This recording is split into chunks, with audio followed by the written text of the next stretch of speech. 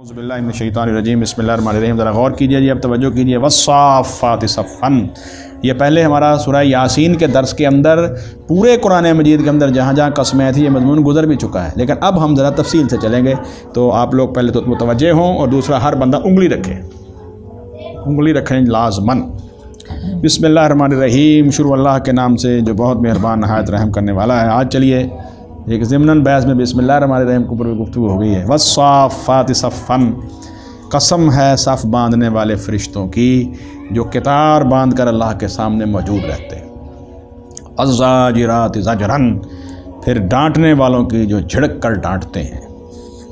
فالتالیات ذکرن، پھر قرآن کی تلاوت کرنے والوں کی یا اللہ کا ذکر کرنے والوں کے فرشتوں کی قسم۔ اور قسم کیا ہے؟ یہ تین قسمیں اٹھانے کے بعد مقسم علیہ کیا ہے، کس چیز پر قسم اٹھائی جا رہی ہے؟ ان الہکم لواحد، بلا شبہ تمہارا معبود یقیناً ایک ہے۔ یہ اصل میں جو ہے وہ ہے الہکم واحد، اور اس کو کہا جائے گا الہکم واحد۔ عربی میں اگر فقرہ کہا جائے الہکم واحد، یہ صحیح ہے فقرہ، تمہارا الہ ایک ہے۔ لیکن اس میں کیا ہوا ہے؟ انا، سب سے پہلے انا آیا تو اس نے جہاں جہاں بھی پیش ہے وہاں اس کو زبر کر دیا، مرفوع کو نصب دے دی۔ اب میں گرامیٹک لفظ نہیں بولتا۔ اور دوسری بات جو یہاں پر ہے وہ واحد کے اوپر لام آ گیا ہے،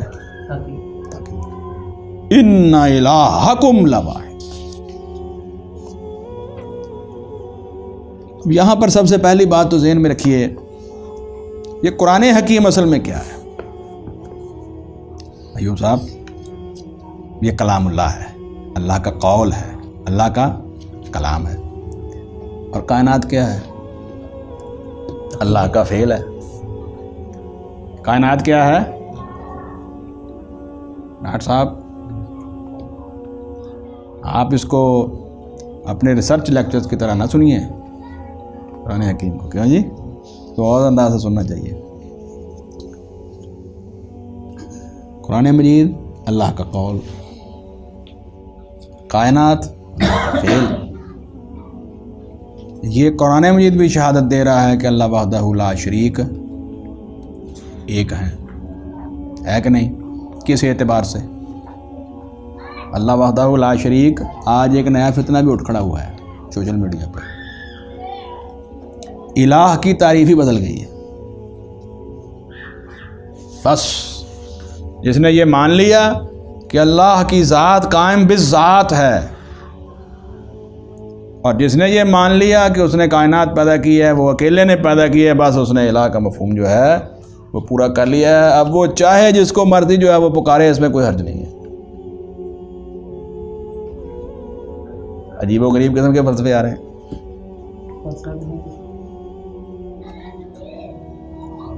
یہ باتیں یہاں کرنے والی نہیں ہیں، آن لائن بات یہ میں کر رہا ہوں، کئی کرنے والے ہیں۔ حالانکہ اللہ تعالیٰ کی ذات اپنی ذات کے اعتبار سے، سنیے ذرا، اپنی صفات کے اعتبار سے اور اپنے حکم کے اعتبار سے وحدہ لا شریک، ایک معنی اس کا یہ ہے۔ اللہ تعالیٰ، الہ کا مطلب ذرا سمجھیے، جب ہم کہتے ہیں نا لا الہ الا اللہ، تو اس کا مطلب اللہ کی ذات، اس کی صفات، اس کا حکم کوئی شے نہیں۔ دوسری بات، تخلیق کے اعتبار سے، خلق کائنات میں خالق ہونے کے اعتبار سے، رب ہونے کے اعتبار سے وحدہ لا شریک ہے۔ دوسری بات، اپنی الوہیت کے اعتبار سے وحدہ لا شریک ہے۔ یہ اصل میں اسی کا ترجمہ ہی ہے، جو پہلے میں نے بات کی اسی کا دوسرا ترجمہ ہے۔ اور اپنی صفات اور اپنے اسماء حسنہ کے اعتبار سے بھی، ایک کو کہتے ہیں توحید ربوبیت، دوسرے کو کہتے ہیں توحید الوہیت، تیسرے کو کہتے ہیں توحید اسماء و صفات۔ یہ اصل میں انا الہکم لواحد کی وجہ سے ہمیں یہاں ٹھہر کے سوچ کے آگے بڑھنا چاہیے۔ اور تیسرا معنی ایک اور بھی بیان کیا گیا ہے، ایک ہے اللہ تعالیٰ کی تخلیق، ایک ہے اس کی تدبیر، ایک ہے اس کی تقدیر، اس میں وہ وحدہ لا شریک۔ آج یہ کہتے ہیں نا لوگ، فرشتہ آیا، موت کا فرشتہ آیا، انہوں نے کہا میں تو غوث پاک کا دھوبی ہوں، میرے پاس آپ کیا لینے کے لیے آئے؟ اور ایسی بھی خرافات ہیں کہ وہ جان قبض کر کے لے گئے اور وہاں سے بیٹھے بیٹھے روحوں کا تھیلا پکڑا اور اس کو چھوڑ دیا اور سارے زندہ ہو گئے۔ نعوذ باللہ من ذالک۔ جب آپ الہ کے مفہوم کو اللہ کے معبود ہونے کے معنی کو اتنا محدود کر دیں گے، پھر آپ جو مرضی کریں۔ کیوں جی؟ کرے غیر گر بت کی پوجا تو کافر، کواکب میں مانے کرشمہ تو کافر، مگر مومنوں پہ کشادہ ہیں راہیں، پرستش کریں شوق سے جس کی چاہیں، نبی کو جو چاہیں خدا کر دکھائیں، اماموں کا رتبہ نبی سے بڑھائیں، شہیدوں سے جا جا کے مانگیں دعائیں، قبروں پہ جا جا کے نظریں چڑھائیں، نہ توحید میں کچھ خلل اس سے آئے، نہ اسلام بگڑے نہ ایمان جائے۔ مولانا الطاف حسین حالی رحمہ اللہ نے یہ کہا ہے کہ شروع میں جو مضمون آ رہا ہے مسدس میں، وہ تو یہ آ رہا ہے کہ وہ توحید جو اسلام کا ایک وہ کیا کہتا تھا شان تھی، وہی ہندوستان میں آ کے بدل گئی، اس کی تعریفیں بھی بدل گئیں، اس کی ساری شکلیں بھی بدل گئی۔ اللہ تعالیٰ ہمیں سمجھنے کی توفیق عطا فرمائے۔ اللہ رب اصل میں یہ ساری باتیں جو ہیں وہ صرف غلط فہمی کی بنیاد پر ہیں، مس انڈرسٹینڈنگ اینڈ مس انٹرپریٹیشن جسے ہم کہتے ہیں، اس کے نتائج ہیں۔ اللہ تعالیٰ ہمیں یہ سمجھنے کی توفیق عطا فرمائے کہ بھائی اگر غور کرو گے تو یہ کائنات کا ذرہ ذرہ پکار کر یہ کہہ رہا ہے کہ بتاؤ تو صحیح اس میں کسی کا کوئی اختیار ہے ہی نہیں ہے۔ اللہ تعالیٰ غیب کے پردے میں چھپے ہوئے ہیں کہ نہیں، اور مطالبہ کر رہے ہیں کہ مجھے ایسے ہی مانو۔ کیا اللہ کی شان، اللہ تعالیٰ جو ہے وہ فرماتے ہیں کہ جب میں اور میرے فرشتے سامنے آ جائیں گے پھر غیب کے پردے اٹھ جائیں گے، پھر ایمان کا تو فائدہ ہی کوئی نہیں۔ اگر ہم چاہتے تو ایک نشانی دکھاتے سارے مسلمان ہو جاتے، کائنات بھی مسلمان ہے، یہ بھی ہو جاتے، لیکن انسانوں اور جنوں کے بارے میں ہم نے یہ اصول بنا دیا ہے، ہمارے نے سنت یہ طے کر دی ہے کہ ان کی رہنمائی کی جائے گی، ان کو عقل اور شعور دے دیا گیا ہے، یہی ذمہ داری ہے، یہی امانت ہے جو ان کے سپرد کی گئی ہے۔ کون دیکھتے ہیں چلتا ہے، کون دیکھتے ہیں غلط چلتا ہے، یہ ایک امتحان میں سے گزر رہے ہیں اور اس کا نتیجہ پر نکلے گا۔ کیوں جی؟ آپ نے امتحان دیا ہے، نتیجے کا انتظار کیا ہے، نتیجہ آپ کے حق میں آپ کتنے خوش ہوئے؟ اور پھر اور بھی سنیے، یہ امتحان دنیا کا امتحان ہے، پروفیشنل ایگزام ہے اس کا، ڈاکٹر صاحب میڈیکل کا۔ کتنے لوگ اپیئر ہوئے تھے ابراہیم صاحب؟ 60,000 سے زیادہ۔ پاس کتنے ہوئے؟ میرٹ کتنے کا بنا؟ 3,000۔ تو 3,000 بٹا 60,000 دیکھ لو پرسنٹیج کیا ہے۔ تو جو آخرت کا امتحان ہے وہ اتنا آسان ہے۔ اللہ کی رحمت ہر چیز پہ چھائی ہوئی ہے، ہم اس کی رحمت کی امیدوار ہیں، لیکن جو اصل حقیقت ہے وہ حدیث میں آئی نہیں۔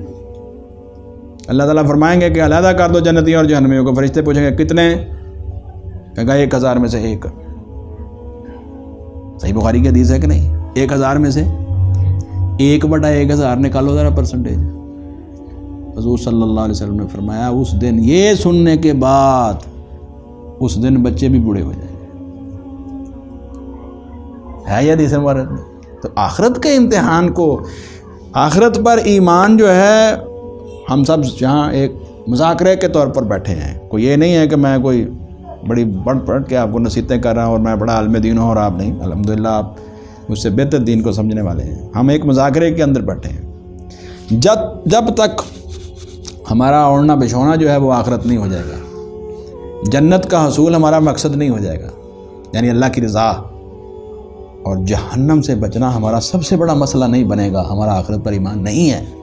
آج یہ ہے،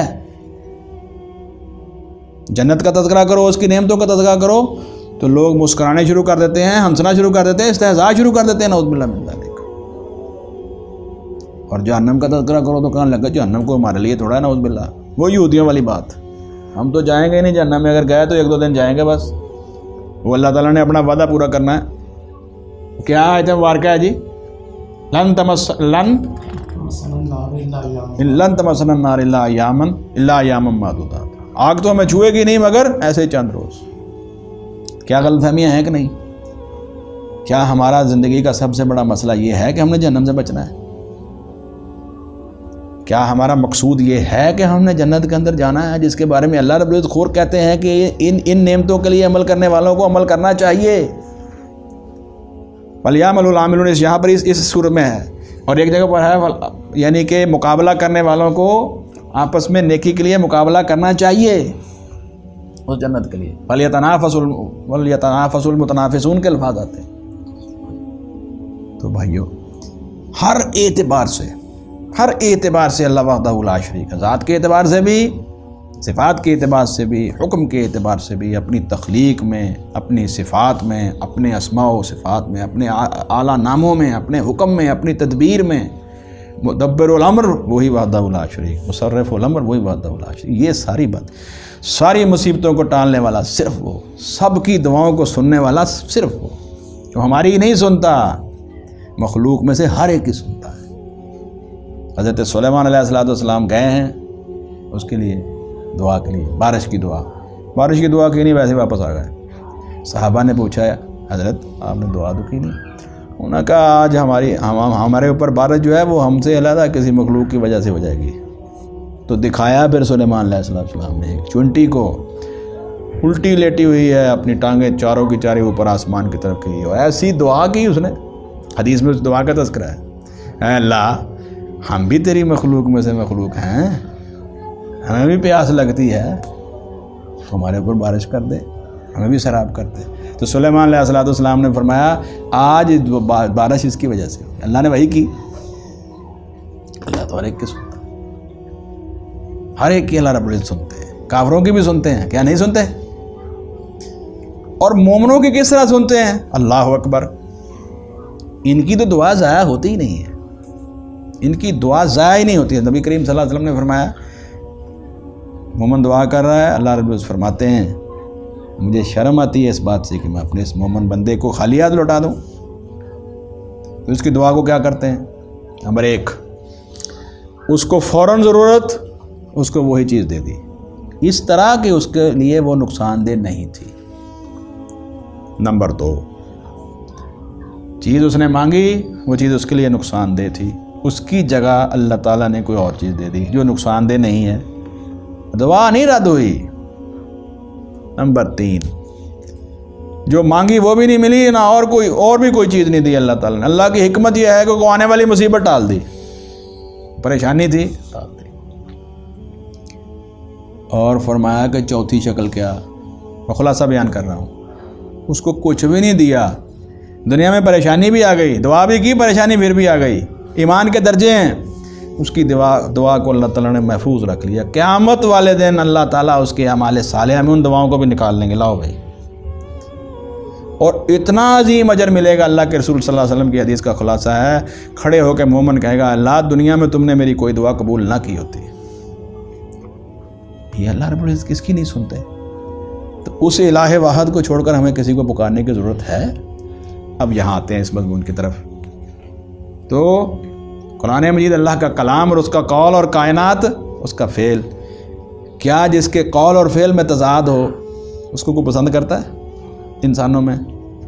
تو خالق کائنات کے قول اور فعل میں کوئی تضاد ہو سکتا ہے جی؟ اس لیے شہادت کے طور پر یہ بات پہلے یہ پیش کی ہے، کیونکہ اللہ تعالیٰ جو ہے وہ غیب کے پردوں اور خزانوں میں ہے، تو شہادت کے طور پر کس مخلوق کو پیش کیا ہے؟ جو تمہیں نظر نہیں آتی، اور وہ جو ہے وہ فرشتوں کے اعمال بھی یہ گواہی دے رہے ہیں کہ اللہ وحدہ لا شریک ہے۔ توجہ دی، سمجھ آ رہی بات؟ والصافات صفا، اور فرشتوں کو 3 حصوں میں تقسیم کر دیا ہے۔ کون کون سے؟ نمبر 1، فرمایا وہ فرشتے وہ مخلوق ہیں جو تمہیں نظر نہیں آ رہی، اور اللہ کی وہ بے شمار مخلوق ایسی ہے جو تمہیں نظر نہیں آ رہی۔ زمین اور آسمان سے پرے کیا ہے تمہیں نظر آ رہا ہے؟ نہیں۔ زمین کے نیچے کیا ہو رہا ہے مجھے نظر آ رہا ہے؟ نہیں۔ سمندروں کی تہوں میں کیا ہو رہا ہے نظر آ رہا ہے؟ نہیں۔ تو جب وہ خالق کائنات نے اتنی عظیم کائنات بنا دی ہے کہ اس کو مکمل طور پر احاطہ کرنا اس مخلوق کو تمہارے بس کی بات نہیں ہے، تو وہ خالق کائنات جو اس کا مالک اور خالق ہے اس کو احاطہ تم کیسے کر سکتے ہو؟ اس لیے یہ تقاضا کیا گیا ہے کہ اللہ تعالیٰ کو بن دیکھے مانو، اس کی شان کا تقاضا ہے، کہ اس کی عظمت کا تقاضا ہے۔ اور جب یہ موسیٰ علیہ السلام سے مطالبہ کیا تھا انہوں نے کہ جی اللہ تعالیٰ کو سامنے لے آئیں، تو اللہ تعالیٰ نے کیا کہا؟ اللہ نے کہا یہ جہالت، یہ جاہل لوگ ہیں اور انہوں نے اپنی جانوں پہ ظلم کیا ہے اور ایسا برا مطالبہ کیا ہے جو انہیں نہیں کرنا چاہیے تھا۔ اگر ان کے ذہن میں، اگر ان کے پاس اللہ تعالیٰ کی عظمت کی معرفت ہوتی تو کبھی مطالبہ نہ کرتے۔ انہوں نے مطالبہ اس لیے کیا، ان کو پتہ نہیں تھا۔ تو اللہ تعالیٰ غیب کے پردے میں ہیں، اور غیب کے پردے کے اندر جو مخلوق نظر نہیں آ رہی اسی کا حوالہ یہاں پر دیا ہے۔ 3 حصوں میں تقسیم ہے۔ والصافات صفا، کچھ ایسے ہیں ہر وقت سب باندھ کے کھڑے ہیں، جیسے حکم آئے ہم بھاگ پڑیں گے۔ دوسرے فالزاجرات زجرا، اللہ کا حکم آتا ہے فلاں کو تباہ کر دو، فلاں کے اوپر جو ہے وہ عذاب مسلط کر دو، وہ بھاگ کے فوراً اس کو مسلط کر دیتا۔ یہ وہ فرشتے ہو گئے۔ اور تیسرے جو سب سے اللہ تعالیٰ کے ہاں شان والے ہیں، فالتالیات ذکرا، جو اللہ کی طرف سے اللہ کا حکم اور اس کی وحی لے کر اللہ کے انبیاء پر آتے ہیں۔ ذکر کرنے والے، ذکر کرنے والے، اللہ کی تسبیح اور تحمید کرنے والے سارے ہی فرشتے ہیں، سارے ہی فرشتے ہیں، لیکن ان میں سب سے بلند کون سے ہیں؟ جو اللہ کا حکم لے کر، اس کا ذکر لے کر اللہ کے انبیاء پر نازل ہوتے ہیں۔ اور سب سے عظیم ذکر کیا ہے؟ القرآن، قرآن حکیم۔ اور ان سے بھی افضل کون سے ہیں؟ ان سے بھی افضل فرشتے کون سے ہیں؟ حاملین عرش، اللہ کے عرش کو اٹھائے ہوا ہے۔ ان سارے فرشتوں میں شان والے فرشتے کون سے ہیں؟ جنہوں نے اللہ کے عرش کو اٹھایا ہوا ہے۔ تو یہ اللہ تعالیٰ نے وہاں، جیسے انسانوں کے اندر ایمان کے اعتبار سے مخلوق کے اندر، مسلمانوں کے اندر درجے ہیں، انبیاء کے اندر درجے ہیں، اسی طرح ہی فرشتوں کے اندر بھی اللہ تعالیٰ نے درجے بنائے۔ اللہ کے رسول صلی اللہ علیہ وسلم کی 2 حدیثیں فرشتوں کے حوالے سے میں پیش کرتا ہوں۔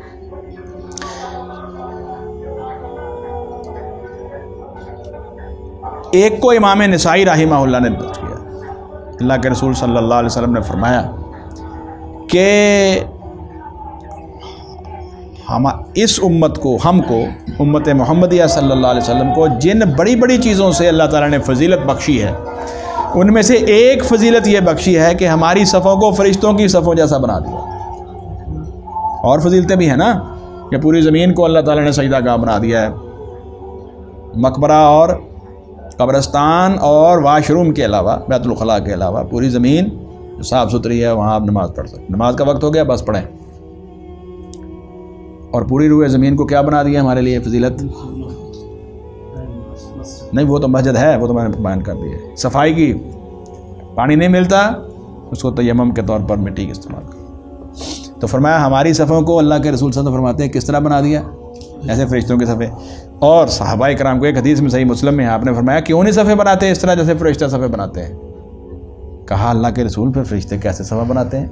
فرمایا پہلی بات، فرشتے اگلی صفحہ مکمل کرتے ہیں، جگہ نہیں چھوڑتے، ایک صف میں جگہ باقی ہے پیچھے نہیں کھڑے ہوتے، اور دوسرے مل کے کھڑے ہوتے ہیں، جڑ کے کھڑا ہوتے ہیں، درمیان میں خلا نہیں چھوڑتے۔ یہ بہت بڑی سنت ہے جس کو ہمارے ہاں بڑی ہی لاپرواہی کی جاتی ہے نماز کے اندر، آج کل جماعت کی نماز کے اندر خاص طور پر۔ تو یہ ہماری صفیں کس کے ساتھ مل گئی بھائی؟ فرشتوں کی صفوں کے ساتھ۔ اور جب اس طرح جماعت کی نماز کے اندر انسان آگے کھڑا ہوتا ہے تو پھر اللہ تعالیٰ انہی فرشتوں کے سامنے جو ہے وہ فخریہ انداز میں جو ہے وہ اللہ تعالیٰ کہتے ہیں کہ یہ بھی تو ہیں میرے بندے، تم کہہ دیتے ہیں یہ فساد کریں گے۔ حدیثوں میں آتا نا اس طرح، دیکھو یہ کس طرح صف در صف تمہارے ہی طرح، اور جو عارضے اور جو ضروریات میں نے ان کے ساتھ لگائی ہیں وہ تمہارے ساتھ نہیں لگائی۔ میں ساری حدیثوں کا خلاصہ بیان کر رہا ہوں، مفہوم۔ جو ضرورتیں ان کے ساتھ ہیں وہ تمہارے ساتھ نہیں ہیں، لیکن پھر بھی دیکھو صف میں کھڑے ہیں۔ پھر دوسری صفحہ جن کے اوپر اللہ تعالیٰ فخر فرماتے ہیں وہ کون تھی؟ جہاد کی صفحہ، کہ دیکھو یہ صرف میری رضا کی خاطر، میرے دین کی سربلندی کے لیے اپنا خون تک دینے کے لیے، اپنی جان تک دینے کے لیے تیار ہو گئے۔ کتنی عظمت ہوگی اللہ تعالیٰ کے ہاں ان لوگوں کی جو جماعت کی نماز کے اندر شامل ہوتے ہیں۔ اور اس کمی کو دور کرنا چاہیے مجھے بھی اور ہم سب کو جو یہاں بیٹھے ہیں، خاص طور پر درس قرآن میں، یہ گھروں کے اندر نمازیں پڑھنی اور آگے پیچھے کر کے بس ٹھیک ہے جیسے آیا بس 2-4 ٹھونگے مارے اس کو ختم کریں بھائی۔ وضو کر کے، کوشش کر کے، مجبوری بہت زیادہ کوئی ہو تو پھر تو اپنی جگہ پر ہے، بندہ مثلا اللہ نہ کرے بیمار ہے، میں کہتا ہوں اگر بیمار ہے تو کیا اللہ کے رسول صلی اللہ علیہ وسلم سے بڑھ کر بھی بیمار تھا؟ جنہوں نے آخری ایام کے اندر دونوں کندھوں کے اوپر حضرت علی مرتضیٰ اور حضرت عباس رضی اللہ عنہ کندھوں کے اوپر آ کر اس طرح آئے ہیں جیسے کہ آپ کے پیر مبارک زمین پر گھسٹ رہے تھے، پھر بھی مسجد میں آئے ہیں. کیا ہماری بیماری ان سے بڑھ گئی ہے؟ کیوں سر؟ یہ کس کے لیے سبق ہے؟ ہمارے لیے ہی ہے. اچھا کیا ہماری مصروفیت ان سے بھی بڑھ گئی ہے؟ جو اللہ کے رسول صلی اللہ علیہ وسلم کی اگر 24 گھنٹے کی زندگی دیکھیں تو میں یہ سمجھتا ہوں کہ فرائض، لوگوں کو ساتھ ملنا ملانا، ان کے درمیان فیصلے، پھر بیویوں کے مسائل، پھر شہداء کے مسائل، بیوہ مساکین کے مسائل، ریاست میں امن و امان کا مسئلہ، جہاد کا مسئلہ. کوئی لمحہ ایسا تھا جو اللہ کے رسول صلی اللہ علیہ وسلم فارغ ہوں. تو ہماری مصروفیت ان سے بھی بڑھ گئی ہے کہ ہم نماز چھوڑ دیتے ہیں، جماعت کی نماز. اللہ تعالیٰ جو دشمن کا خوف ہر وقت وہ تو آخر تک. تو اللہ تعالیٰ ہمیں توفیق عطا فرمائے کہ ہمیں یہ سعادت نصیب ہو کہ اللہ رب العزت فرمائے کہ یہ دیکھو میرے بندے جو فرشتوں کی صفوں کی طرح صفیں باندھے کھڑے ہیں، چاہے وہ صف ہو نماز کی، چاہے وہ صف ہو جہاد کی. چلیے جی، بسم اللہ الرحمن الرحیم. والصافات صفا، قسم ہے صف باندھے فرشتوں کی جو قطار بنا کر کھڑے ہیں اللہ کے ہاں. کیوں کھڑے ہیں؟ حکم کے انتظار میں. فالزاجرات زجرا، پھر ڈانٹنے والوں کی جھڑک، پھر ان ڈانٹنے والوں کی جو جھڑک کر ڈانٹتے ہیں، یعنی اللہ کی طرف سے اگر کوئی ایسا حکم آ جائے عذاب کا فوراً نافذ کر دیتے ہیں. فالتالیات ذکرا، پھر اللہ کا ذکر کرنے والے ہیں، قرآن کی تلاوت کرنے والے ہیں، اللہ کا حکم اور اس کی وحی کو اللہ تعالیٰ کی طرف سے انبیاء کی طرف لانے والے. توجہ کیجیے ذرا جی. یہ ساری قسمیں کھانے کے بعد کیا کہا؟ ان الہکم لواحد، بلا شبہ تمہارا معبود یقیناً ایک ہے. اچھا اب آگے جو ہے، اب یہ تو فرشتوں سے شروع کیا نا، اب اللہ رب العزت پوری کائنات کا دیدار تمہیں کروائیں گے. اچھا چلو، جو تمہیں نظر آ رہا ہے اب اس کی طرف آ جاؤ. سنیے، رب السماوات والارض، جو رب ہے آسمانوں کا اور زمین کا، وما بینہما، اور جو کچھ ان دونوں کے درمیان ہے، وہ رب المشارق، اور وہ رب ہے تمام مشرقوں کا.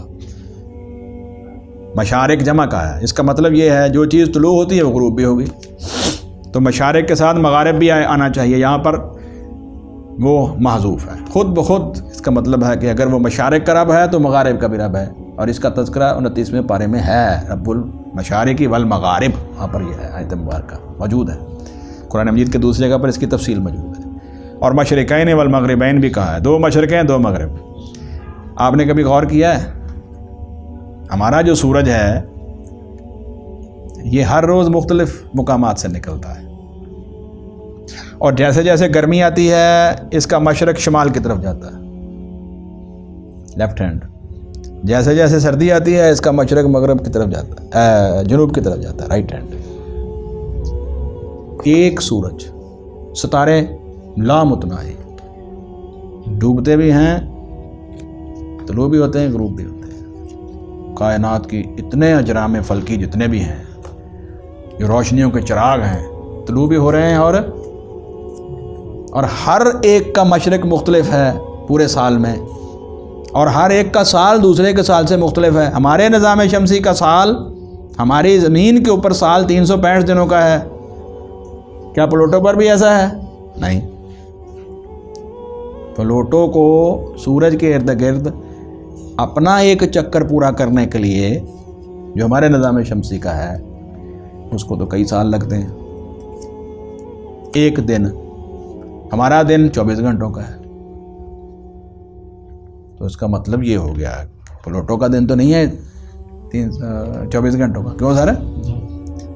تو ایک ہی نظام شمسی کے اندر ایک ہی سورج کے ارد گرد گھومنے والے سیاروں کے دن اور رات مختلف ہو سکتے ہیں کائنات میں. اور اس اعتبار سے اس سورج کو ہم لوگ جو ہیں وہ اپنے نظام شمسی کا مرکز مانا، جیسا کہ تحقیق کہتی ہے، واللہ عالم. تو اس کا مشرق ہر روز بدلتا ہے کہ نہیں 365 دنوں میں؟ زمین کے اعتبار سے زمین پر انسان محسوس کرتا ہے، تو ہر ستارے کا بدلے گا کہ نہیں؟ تو پھر مشارق کی کوئی حد ہے؟ مشارق کی حد ہی کوئی، بے شمار مشارق. ورب المشارق، اور رب ہے تمام مشرقوں کا. یہ دیکھیں نا، اللہ تعالیٰ نے خاص طور پر اس کا تذکرہ کیا تھا، کوئی وجہ تو ہوگی نا. زمین کو پیدا کیا، آسمان کو پیدا کیا، جو کچھ اس کے درمیان پیدا کیا، اور مشارق کا رب ہے.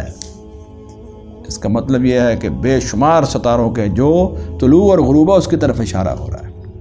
انا زینا السماء الدنیا، بے شک ہم نے زینت دی ہے دنیا کے آسمان کو، بزینت الکواکب، ستاروں کی آرائش کے ساتھ، ستاروں کے ساتھ اس کو زینت بخشی ہے، خوبصورتی بخشی ہے۔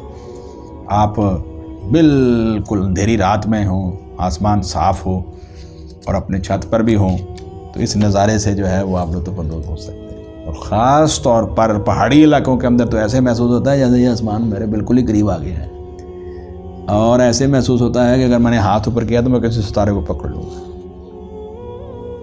انا زینا السماء الدنیا، یہ یاد رکھیے، انا الہکم لواحد، بے شک تمہارا الہ، تمہارا معبود رب العزت وحدہ لا شریک یقیناً ایک ہے، یکتا ہے، واحد ہے۔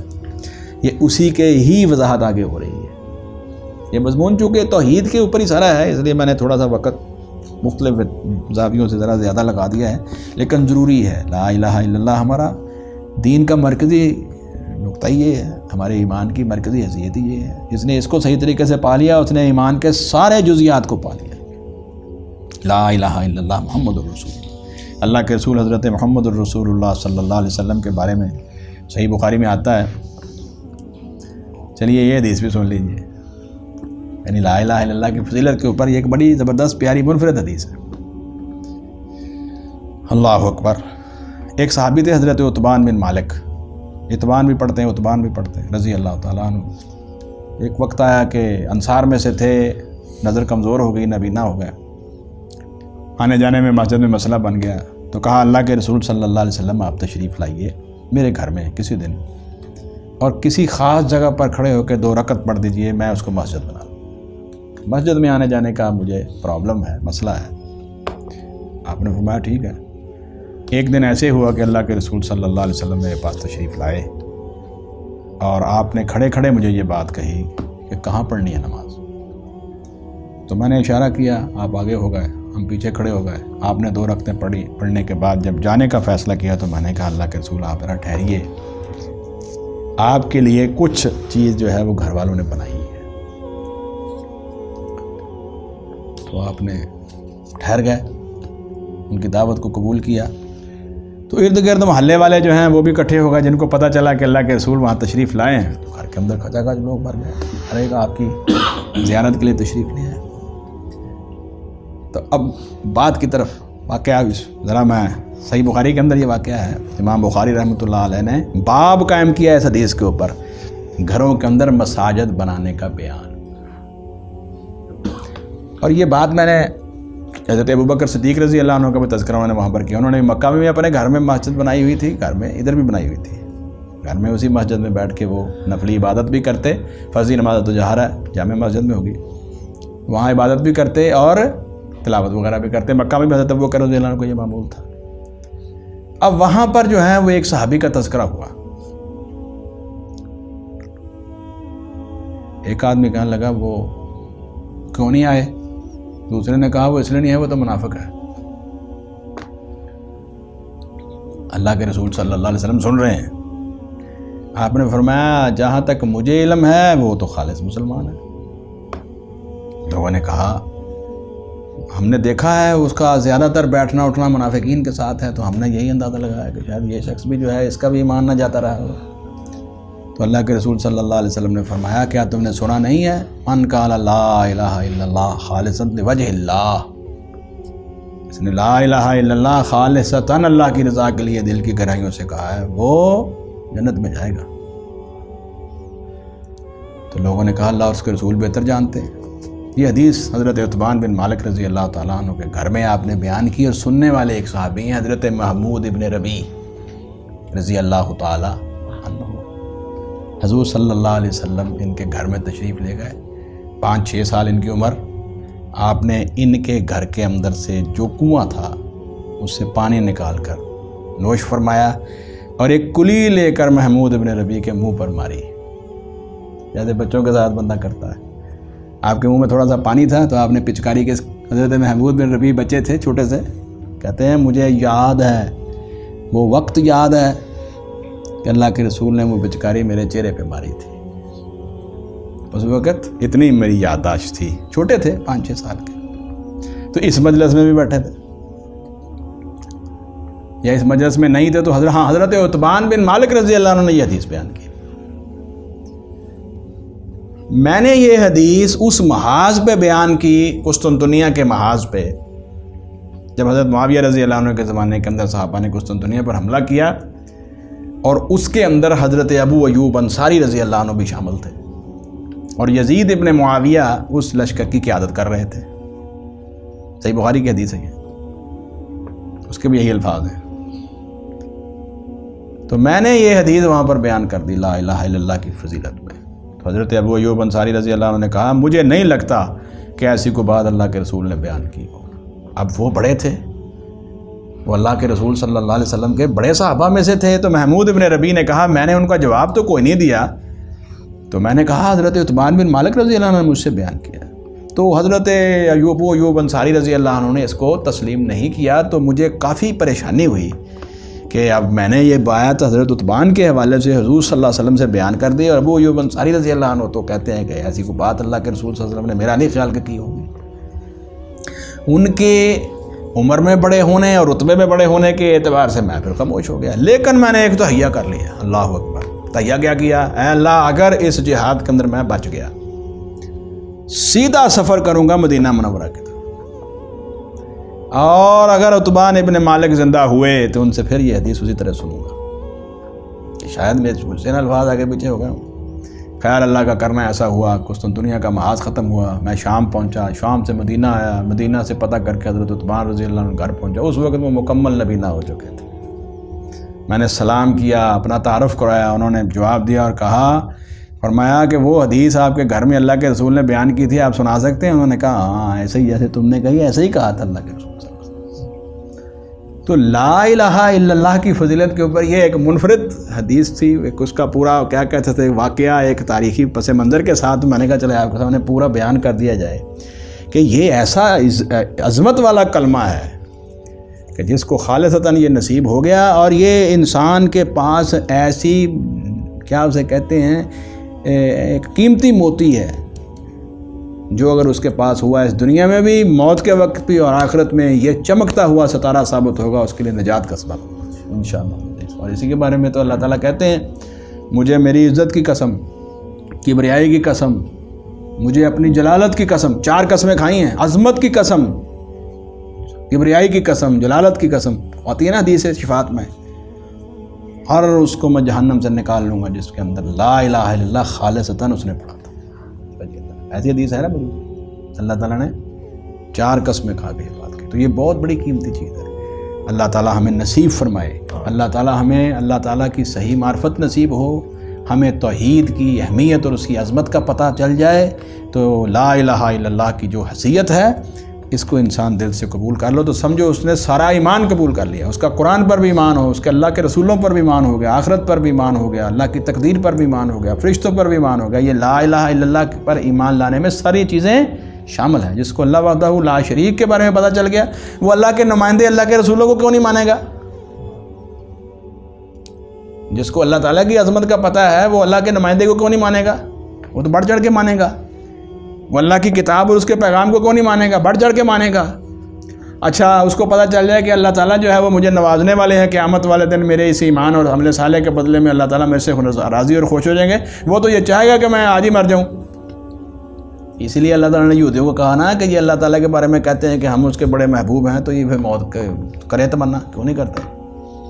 تو یاد رکھیے اللہ تعالیٰ کی توحید اتنی عظیم چیز ہے، لا الہ الا اللہ کا اقرار، کلمہ طیبہ حضرت جو ہے اس کا اقرار اتنی عظیم چیز ہے، جس کو یہ نصیب ہو جائے سمجھے کہ اس کو بہت بڑی دولت مل گئی ہے۔ سب سے بڑا کائنات میں وہی دولت مند ہے، سب سے بڑا وہ کائنات میں علم والا ہے۔ جتنی اس کے اندر جو ہے وہ انسان کے اندر جو اس ایمان کی معرفت ہوگی اتنا بڑا عالم ہے وہ، اور اس کا تقاضا یہ ہوگا کہ اس کے عمل کے اندر اخلاص ہوگا، حسن ہوگا، بڑھتا ہی جائے گا، عاجزی اس کی بڑھتی جائے گی۔ اللہ تعالیٰ ہمیں ایسی توحید نصیب فرمائے۔ انا زینا السماء الدنیا بزینۃ الکواکب، بے شک ہم نے زینت دی دنیا کے آسمان کو ایک آرائش یعنی ستاروں کے ساتھ، وحفظا من کل شیطان مارد، دوسرا فائدہ، اور حفاظت کے لیے ہر سرکش شیطان سے، یعنی اب اس کے اوپر ساری تفصیل میں انشاءاللہ اگلے درس میں بیان کروں گا۔ میں اتنی آیات مبارکہ پہ آج رہتے ہیں، 5 آیات مبارکہ کے اوپر پھر دہرا لیتے ہیں۔ بسم اللہ الرحمن الرحیم، والصافات صفا فالزاجرات زجرا فالتالیات ذکرا، 3 آیات مبارکہ میں فرشتوں کی قسمیں کھانے کے بعد فرمایا ان الہکم لواحد رب السماوات والارض وما بینہما ورب المشارق. اور آگے گفتگو جاری رہے گی. اللہ تعالیٰ ہمیں صحیح معنوں میں قرآن حکیم سمجھنے اور اس پر عمل کی توفیق عطا فرمائے. سبحانک اللہم وبحمدک نشہد ان لا الہ الا انت نستغفرک ونتوب الیک.